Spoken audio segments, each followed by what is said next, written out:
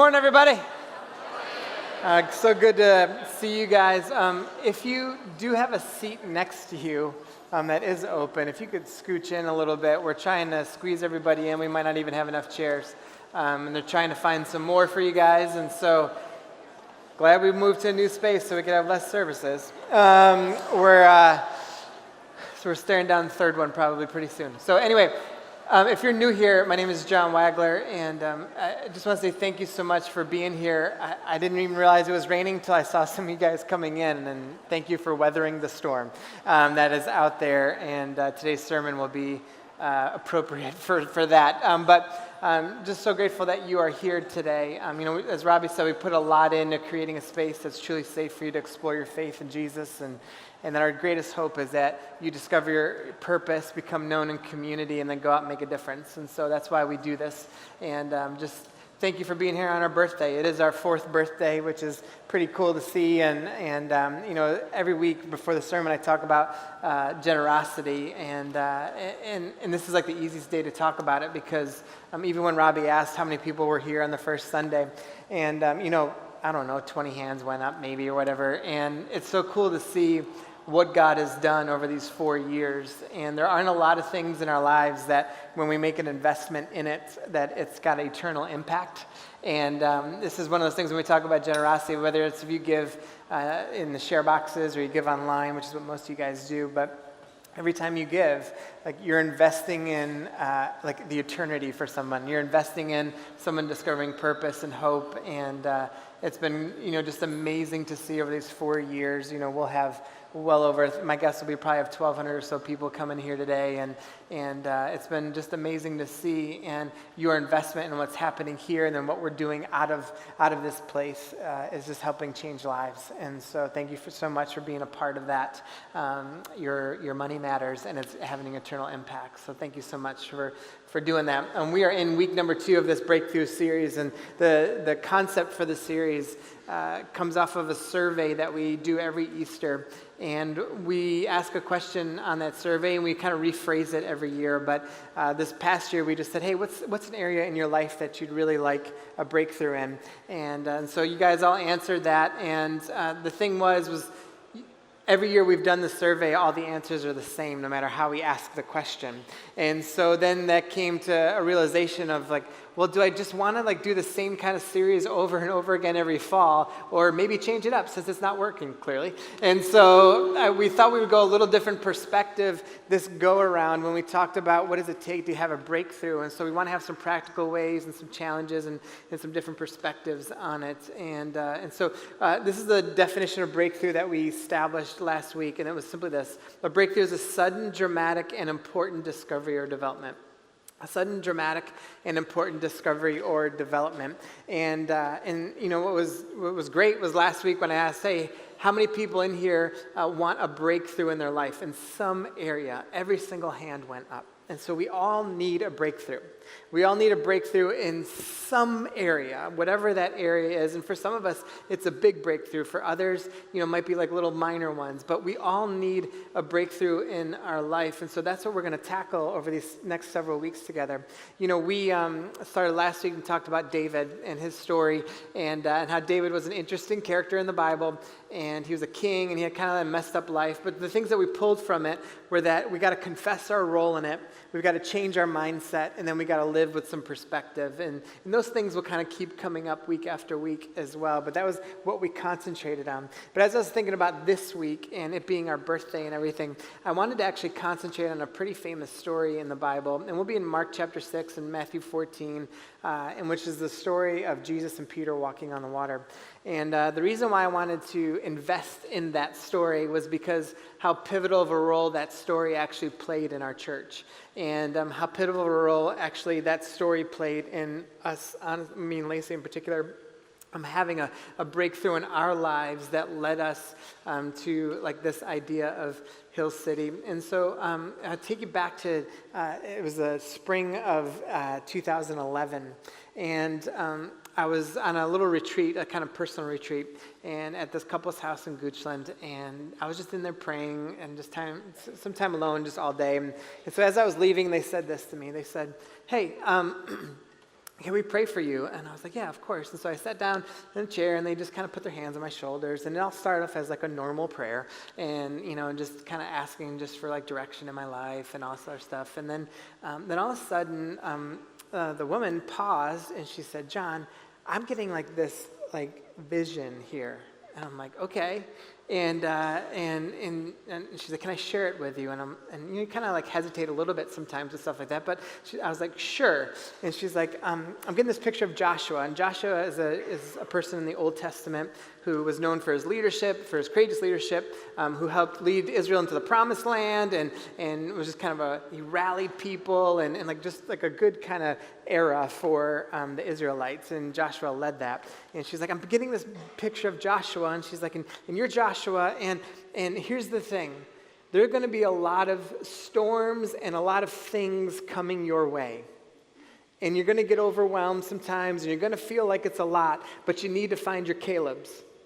Now, Caleb's in the story of Joshua and Caleb, if you're not familiar with it, Caleb was kind of his right-hand man, and they were a person of integrity and character and had his back and like just did things the right way. And the end result was they always got through it. God always provided, and God showed up in miraculous ways. And so then the husband starts crying, and he said, this is the first time this has ever happened, but I'm having the same vision at the same time as we're praying for you. And some of you guys might be thinking, like, that's bizarre, but this is just what happened. And so that gets done, and you can imagine my emotional state, because, like, part of it's kind of like, well, it's kind of cool, like a vision, like, happened. Like, that's weird. I like Joshua, so that's pretty cool. But then I'm also thinking, like, wait, what's coming my way? And why do I need all these Calebs? And so, and that was in 2011. And then God's continuing to do some work in our hearts. And we were in college ministry at the time, down at VCU and U of R. And we absolutely loved that. But in March of 2013, if you've taken the Explore class, you've heard this part before. But in March of 2013, what ended up happening is the first time in my life that I've ever, like, it wasn't an audible voice from God, but it felt like it was. Like I was at 4 o'clock in the morning, and I just came out of a dead sleep and just heard God just say, it's time to go. I had no idea what that meant. We loved what we were doing, but it just said, it's time to go. And so we sat up and talked about it and kind of started this journey of what it means to start a church. And so we thought, man, that was like tough coming to that decision and all this stuff. And there's some things that came up a little bit. There's some undercurrent of things that were like tough to get through during that season of time. And so that whole time I'm thinking like, okay, like we've got good friends, there are Caleb's, and and kind of keeping that story on the forefront of my mind. Also paired with that same time, I became obsessed with this story of Peter and Jesus walking on the water and getting out of the boat. Well, what actually then transpired later on in 2013 was, not everyone was happy we were planting a church. And so we actually faced a lot of opposition. And I remember our last Sunday, we were at a place, and this woman came up to us and literally said it in this tone as we were leaving. She said, good luck with that. And so we took that on, and then some other stuff happened. Some people were trying to kind of ruin our reputation. And then I was at lunch with a pastor in town, and we're sitting at lunch at the Daily, and he says, and the waitress hadn't even come yet and to ask for our meal. And we'd already gotten to the point in the conversation where he said this, hey, just so you know, you don't have a seat at the table with the rest of us Richmond pastors. And so then the waitress came up, and he was paying for lunch. So I was like, crab cakes? That's good. So, anyway, and stuff started becoming like a little overwhelming with, and just it felt like this huge weight and the stress and a little anxiety over everything. And I'd like to sit here and say like we were like so strong, and like I didn't have like thoughts, like bad thoughts, but like, I mean, at that moment when he said that, I was like, what I'm going to do? I'm going to ram your head into this table. And like that will, I'll show you a table. And so like there are things that like were certainly running through my head that were not Christ-like, but what ended up happening was it got like piled on and piled on and piled on over this season of time. And then we had some beautiful moments. Like we gathered at a meeting one time, and I just remember like sitting in this circle with 8 other couples, and as I was sitting in this circle, I was just looking around in this moment where it was kind of at the height of everything, and looking around and being like, here are the Calebs. Like, how beautiful is this? Like, these are the Calebs, and I know what God is like pushing us towards and calling us towards. And then we started this process of what is now Hill City. And every time we gathered with like the 25 people that helped start this church, and we would gather in a living room and everything else, and we would kind of just talk and pray. Every time I would look, I would be like, these are the Calebs. This is what it is. Like, this is the crew. And then since that point, like, God's continued to add more Calebs and everything else. But what's been awesome about it is like that in the midst of all of that stuff, and some of it was very painful, in the midst of it, God was always present in that pain. God was always present in that circumstance. God was always, and I look back, and maybe I didn't see it in that moment, but I look back and I'm like, man, his mercy for us, and that was incredible. His grace for us, and that was incredible. And he was lining things up for us in the process. And so even so much so that when I said I got kind of like mildly obsessed with this story of Peter and Jesus and walking on the water, in the beginning I was obsessed with it because I was, for those of you that don't know, it's the story where Peter like gets out of a boat in the middle of the storm. And I was obsessed with that part of the story. It was like, I'm getting out of the boat. We're going to do this. We're getting on a boat. Like, this is great. But then the more I read it, the more depth I started seeing to it, the more layers I started seeing in the story. And I was like, man, no, God's cultivating something else here with this story. Sure, I got to get out of the boat, but there's some other things here in this story. So much so that we were in Chicago, and the song Oceans had just come out, and this was in 2014, that summer. And we were in Chicago, and we had never heard that song before, and so we start singing it, and it was just like God is affirming stuff in us as we're singing this song. And some of you guys maybe experienced that before, singing a song, like God just affirming something in you.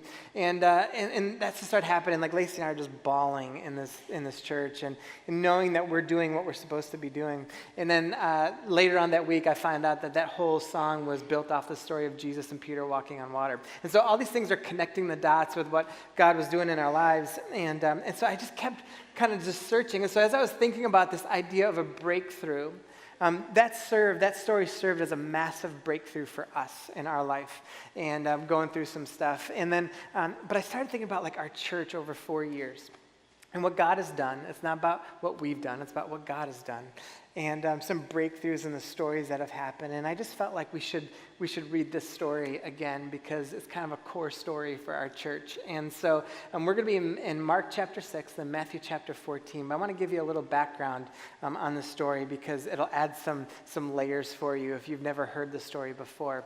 The Bible is divided into Old Testament and the New Testament, and the story's in the New Testament. Well, in the Old Testament, the Israelites, the Jewish folks, they had this idea of, in this fear of water. Everyone had fear of water. Now, in the Bible, you see like the imagery of water is everywhere. But there was this general fear of water. How many of you guys have ever been in a rough storm when you've been on water?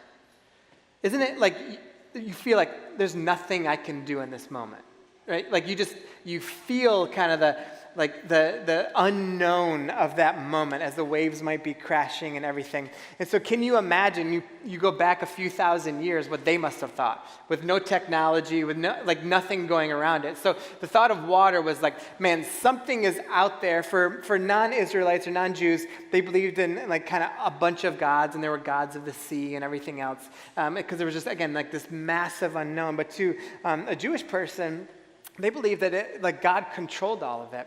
We can even see it in the creation story. It says when the Spirit of God hovered over the waters, well, what happened? Everything calmed down. Okay, so this idea of even in creation that God controls the water. You have the story of Noah and the ark where God kind of controls the flooding and the water subsiding. You've got Moses and the parting of the Red Sea where the Israelites were saved. And who did that? God parted the Red Sea. Joshua parts the Jordan River. Elijah parts the Jordan River. So this idea of water was always so significant, but there was this massive unknown to it, and so people were already nervous about it. But to the Israelites and to the Jewish people, like they believe, like no, God controls it. God controls it. We'll even see it in Psalm 77:19. It says this: your path led through the sea, your way through the mighty waters, though your footprints were not seen. And so what they're saying there is like, God, like you're the one who can go on top of the water, and people don't even see your footprints on the water, but you still control it. Your whole path is over the mighty waters. So you are in control of the waters. And who's in control? God alone. All right? Psalm 104:7 says this, at your command, the water fled. At the sound of your thunder, it hurried away. So even this idea of the storm and even the waves, if the waves are crashing, that God alone can control the water. And then in Job 9:8 says this, he alone has spread out the heavens and marches on the waves of the sea. So who can march on top of the sea? God alone.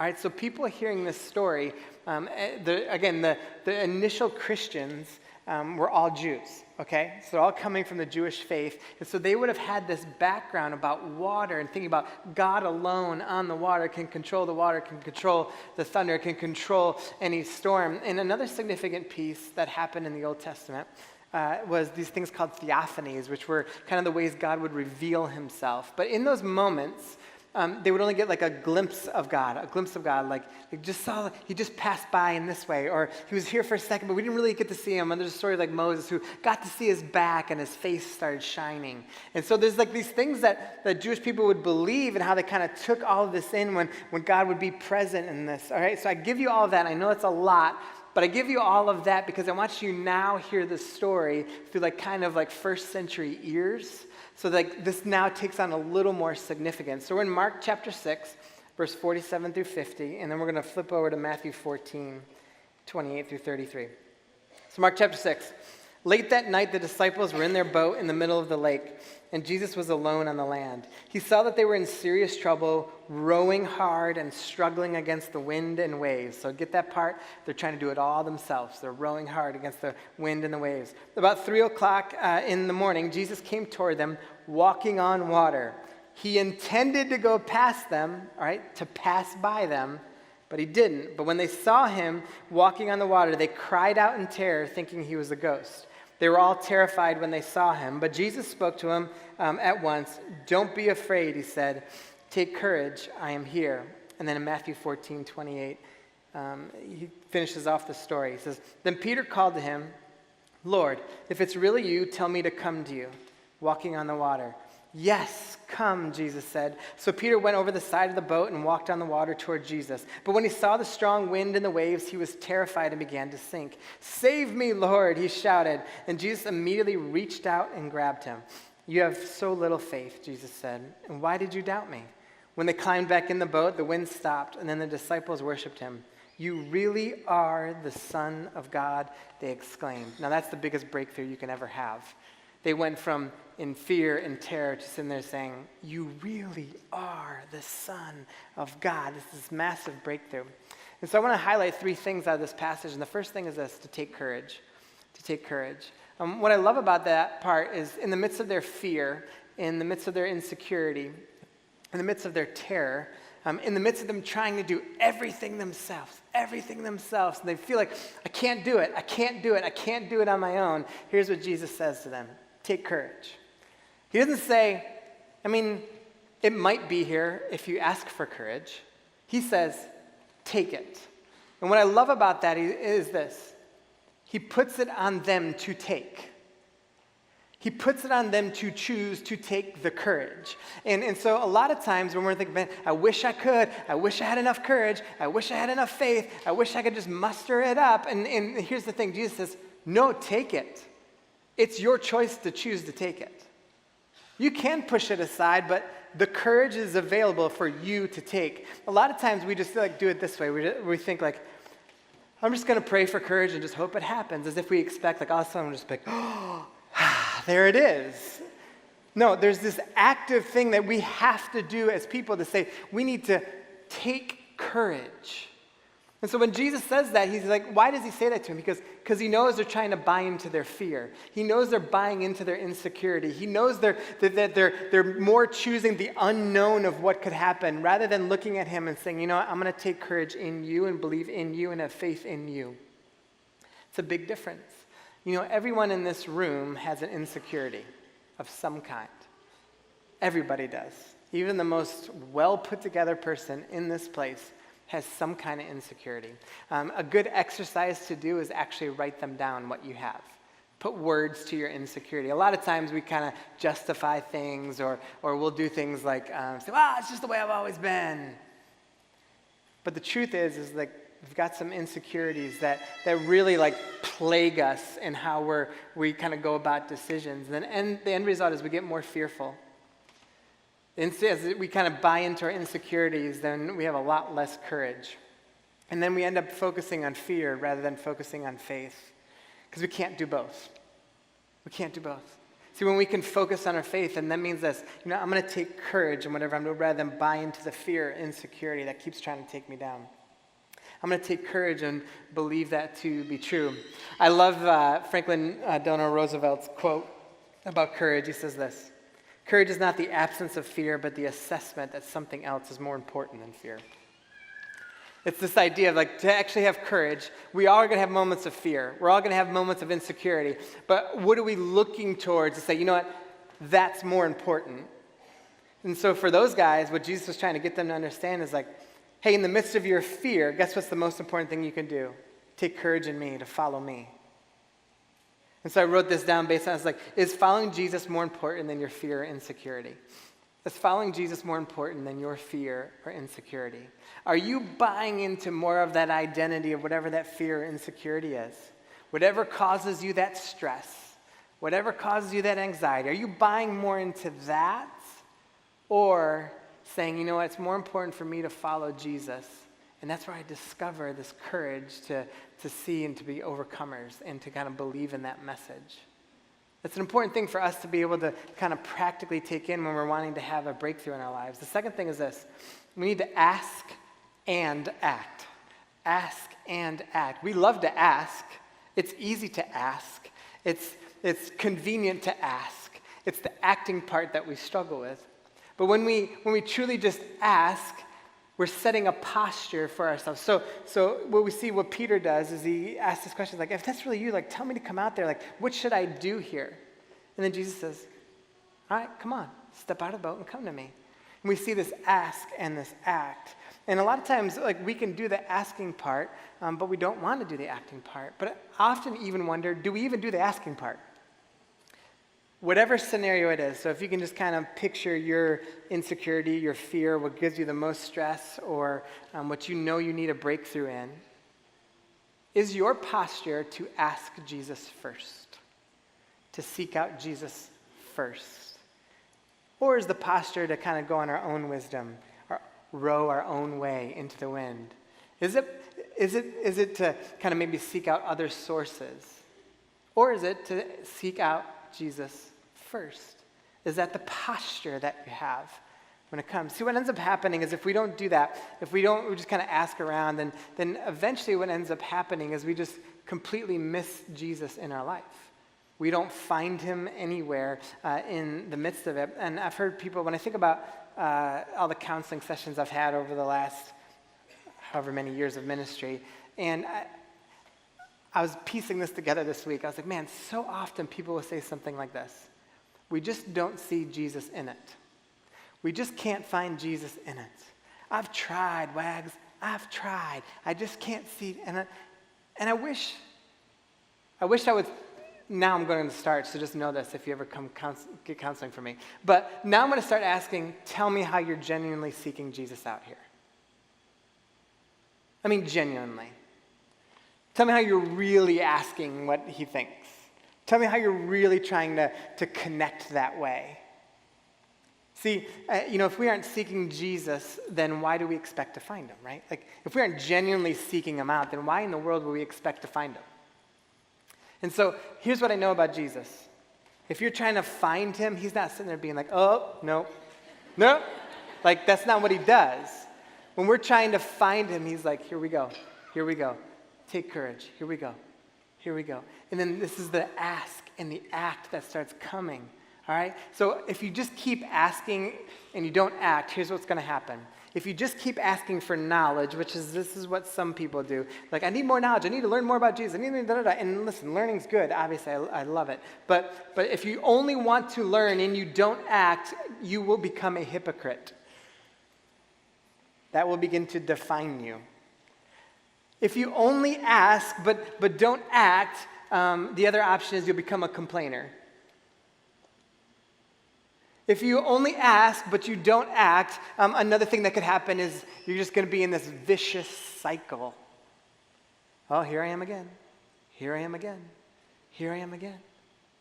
But if we ask and we act, we begin to see and discover the clarity that we truly desire. I love this part where Jesus says, so Peter falls in the water and Jesus rescues him up, right? And I love this part because a lot of times like you can look at it in multiple ways. You can be like, well, Peter was trying to do it on his own, but Jesus had to save him. That kind of ties into how we can't do it on our own. And that's certainly one way to look at it. But I find interesting is what he says. He says, the old school version is, "O ye of little faith."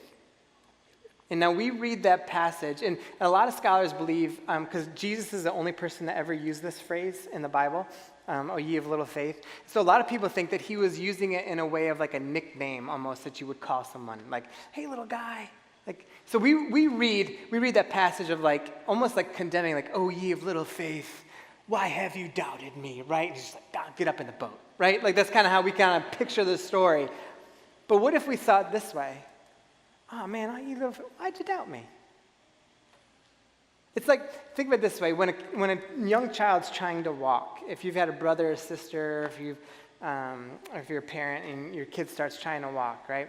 And you're like, "Come on, little guy, come on." And they fall. You aren't like this. They take one step. What do? You're like, "Yeah, you could do it. And they take one step. You don't pick your head up and go, "Why aren't you walking? You're 14 months old. Stevie got it at 11 months old," right? Like you don't do that part. What do? You're like, "Come on, little guy. Come on, girl." Like you could do it, right? And you get excited when they take that first step. And they're wobbly. They look like they're a little drunk baby. They come like back and forth. And like you kind of pick them up. You're like, "You could do it. You can do it." Well, what is it? That's what Jesus is doing here. He's like, "Come on. You can do this. Just like stick with me on this." And what I love about it when we see is like when Peter asks and he acts and he gets out of the boat, here's what he's doing.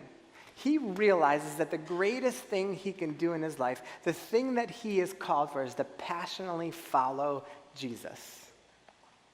A lot of times people say things like this, and maybe you've heard some folks say it, "I don't know what I'm called to do in life," and my answer is always the same. You are passionately called to passionately follow Jesus. That's your calling in life. See, a lot of times what happens is people are like, "I don't know what I want to do," so you change job after job after job after job after job after job, not bringing Jesus into it at all. You've asked, but you haven't acted. Or some people will be like, "You know what I'm going to do? I can't figure it out, so I'm just going to go be a missionary." I'm like, why are you going to go be a missionary? Like, this is like a new thing, and all of a sudden a boyfriend comes along, you're like, "You know what? I don't need to be a missionary. I'm called to stay here." I'm like, that's amazing. God talks like that. But what ends up happening is we're asking, and then we're kind of acting on our own, rather than asking and acting. And our calling, every single one of us, your greatest calling in life is to passionately follow Jesus where you are. And in that moment, you will discover where you need to be. And guess what? Sometimes you might end up a missionary. Sometimes you might end up in a different job. Sometimes you'll end up probably breaking up the person you're with that you know isn't good for you.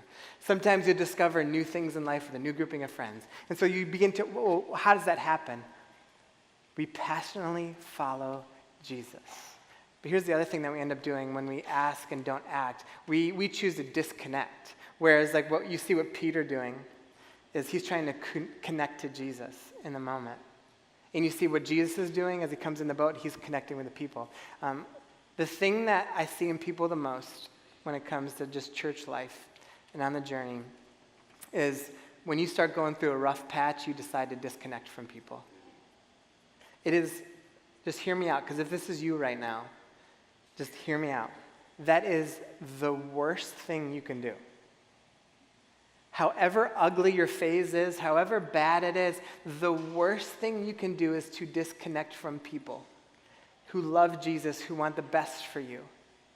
What ends up happening is people are like, "Oh, where have you been? It's been like 6 months since I've seen you." "Well, it's just been a rough patch." Well, why aren't you coming through where you know there's more hope, where you know there's more truth, where you know you can drive to where you know in your heart you know where you want to be? But what ends up happening is people disconnect, and 10 times out of 10, it's worse for you. 10 times out of 10, it's worse. Stay in it. Embrace the messiness that you have. That's okay. We all have messy parts. Here's the third thing. We let Jesus in the boat. We let Jesus in the boat. I love this part because when you read the two passages, whether it's Mark or Matthew, Mark's passage or his perspective on the story is actually told through the eyes or the words of Peter. All right, so when Mark's writing it, he is listening to Peter, and Peter is detailing out what happened. And here's what fascinates me about this story. Is in Mark 6's version, the ending of the story is just Jesus coming into the boat. Mark does not mention, or Peter doesn't mention, that he got out of the boat at all. And it's fascinating to me, and here's why. I think that Peter doesn't mention getting out of the boat at all is because he wanted to make sure that everyone knew hearing that story that it wasn't about him walking on water, it was about Jesus calming the storm. That it was about Jesus. It wasn't about Peter. It wasn't about him. You know, we celebrate a lot of things in this church. And the band, you guys can come back up. We celebrate a lot of things in this church. But I'm just telling you, it ain't about us. This is all about Jesus. When we sit and tell stories about, hey, you know, we had 25 people, and now we've got 1,600 active people in the church. That is not about us. It is about what Jesus is doing.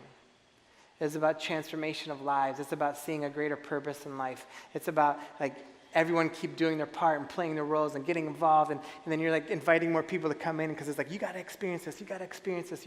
It's not about us. It is about Jesus. And I think that's what Peter was doing. By letting Jesus in the boat, that's what he was saying. And here's the thing. I think you guys, we all have to really process this part. What part of my life am I letting Jesus in the boat on? You guys might have a lot of boats.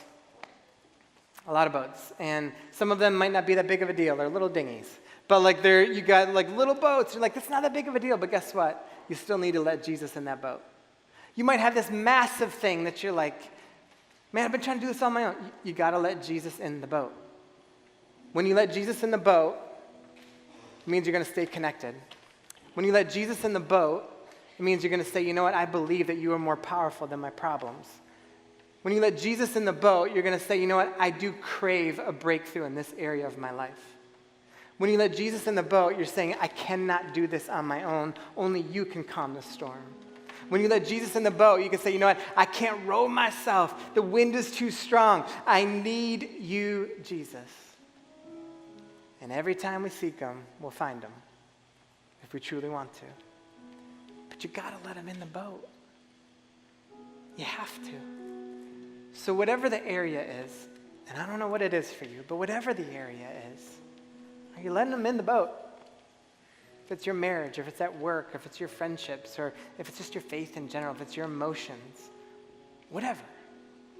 Are you letting him in the boat?